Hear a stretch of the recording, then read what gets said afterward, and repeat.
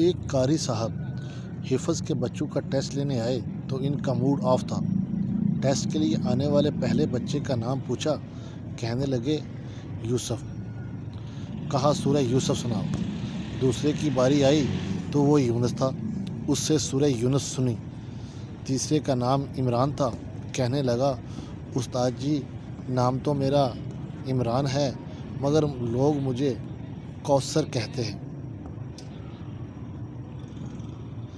दांतों ने ज़बान से कहा कि हमने तुम्हें थोड़ा सा दबाना है तो तुम्हारी चीखें निकल जानी हैं। तो ज़बान ने जल कर कहा कि मैंने भी थोड़ी सी बकवास करनी है तो तुम 32 के 32 बाहर।